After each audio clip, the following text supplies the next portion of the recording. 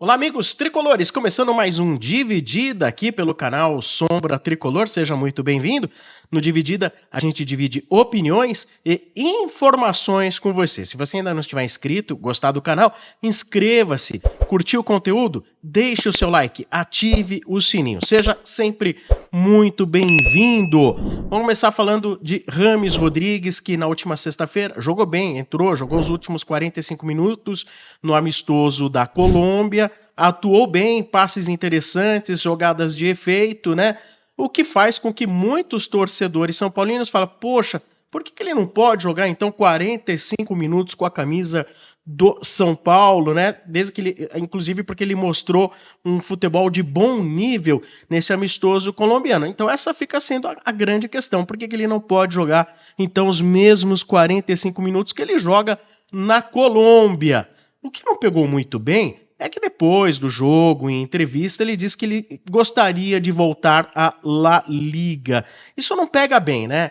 Fica parecendo tipo, ó, vocês me menosprezam aqui, eu fico mostrando, como diz o meu amigo Marcão, mostrando a bicoleta, né, pro futebol europeu, mas no meu entender, o Rames Rodrigues não tem mais condição de jogar no ritmo forte que se desempenha no futebol europeu.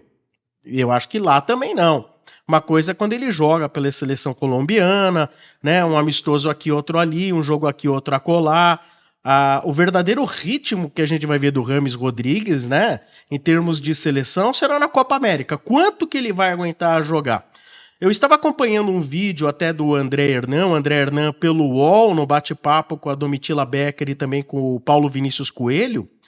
E segundo o Hernan, dentro do São Paulo, ninguém espera realmente que o Rames possa suportar o ritmo de jogo do Campeonato Brasileiro, do resto do ano, do futebol brasileiro, jogando 2 vezes por semana. Inclusive, ele disse que o seguinte, no São Paulo, quando ele joga, ele já passa pelo menos 1 ou 2 dias fazendo recuperação física, sem treino. E aí perde ritmo de jogo, então, de tal maneira que fica difícil que ele possa ter mais minutos com a camisa do tricolor em campo. Eu, sério mesmo, o que eu faria se eu fosse treinador de São Paulo? Eu falaria, ó, você joga 45 minutos de seleção da Colômbia? Legal.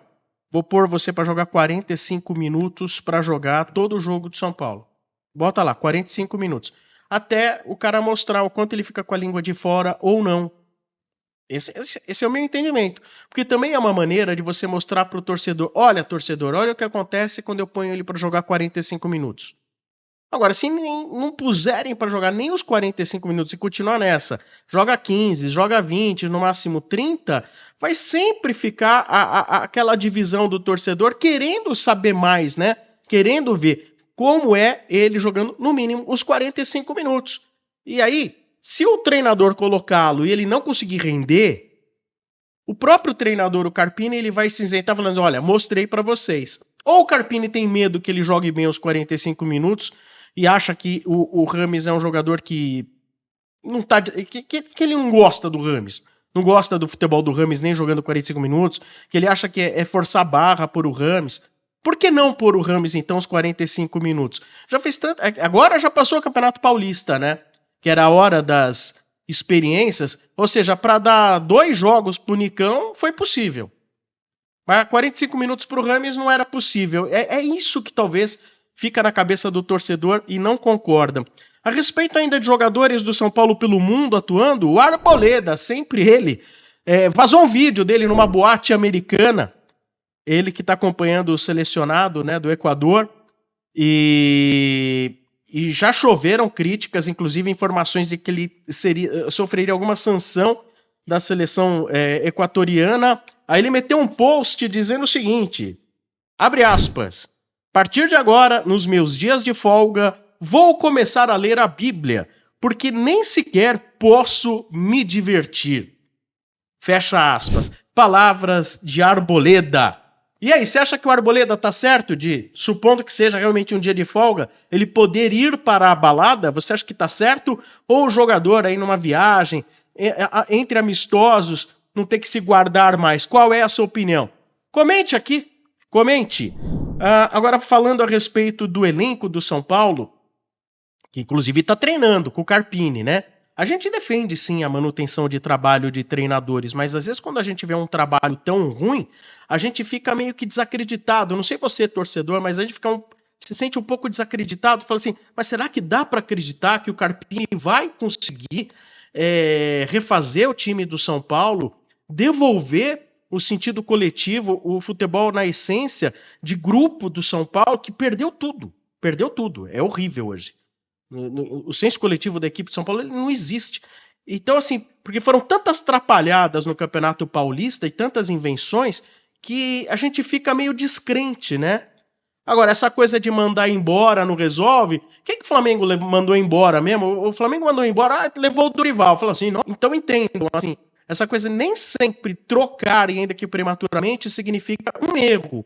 Muitas vezes a troca também significa um acerto, pelo menos é a minha opinião. Qual que é a sua opinião?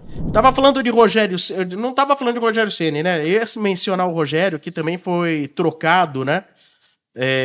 E aí durou 2, 3 jogos depois daquele descanso e foi mandado embora porque teve lá maus resultados no início do Campeonato Brasileiro.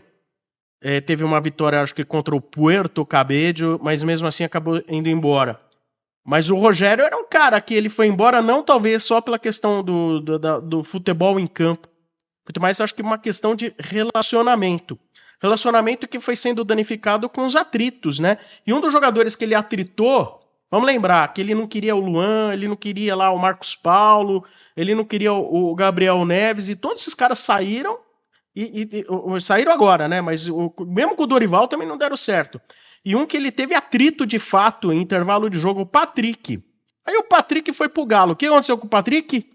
Patrick está sendo dispensado das atividades com o Galo. Galo agora com o novo treinador, o Gabriel Milito. Torço muito pro Gabriel Milito fazer uma boa campanha com o Galo. Lógico, torço pro São Paulo ser campeão. Não quero que o Galo seja campeão, obviamente. Mas assim, eu torço muito para que o Milito vá bem no Galo, porque para terminar com essas historinhas de dizer assim, não tem quem pôr. O famoso, não tem quem pôr. Ou seja, em determinado momento não tinha quem pôr, mas o Bragantino pôs e se deu bem. O Fortaleza não tinha quem pôr, mas pôs o Vojvoda e se deu bem. Ou seja, eu não gosto desse discurso, não tem quem pôr. Realmente eu não concordo. E aí o Patrick tá fora dos trabalhos do Galo, junto com o Kardec, com o Vargas e também o Pedrinho. Nenhum desses fará parte do trabalho do Gabriel Milito. Tava falando aí que o São Paulo tá treinando, o Carpini tá treinando o time, e aí ia ficar uma coisa muito complexa, né? Vamos supor que até o Carpini esteja revendo muitas coisas, o que já seria, revendo os seus erros, o que já seria um enorme passo. Eu era a favor de tirar o Carpini? Era sim a favor de tirar o Carpini, não que eu não fosse, mas agora já é tarde.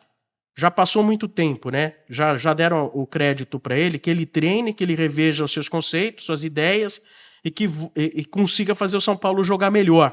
Porque o São Paulo agora, né? Dia 4 de abril, vai jogar Libertadores da América. Então, assim, Libertadores já tá chegando, agora esquece.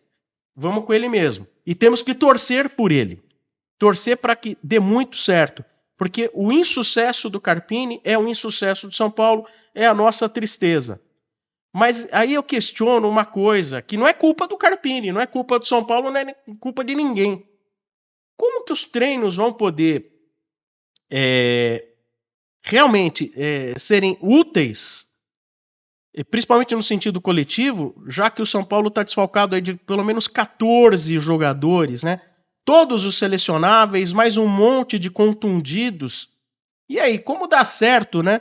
Como implementar mudanças, alterações e isso surtir efeito nesse prazo? São 14 desfalques, jogadores contundidos, jogadores selecionados. Só o Bobadilla, que agora vai retornar mais cedo, porque houve o atentado na Rússia e o amistoso da seleção paraguaia foi cancelado. Então, Bobadilla está voltando mais cedo. E aí? Será que esses treinos sem esses 14 jogadores surtirão efeitos positivos? Fica aí a minha questão para vocês. Muito obrigado pela atenção aqui em mais um Dividida no canal Sombra Tricolor. Se você curtiu, deixe o seu like. Se você assistiu, gostou, inscreva-se no canal. Um abraço a todos vocês, até a próxima!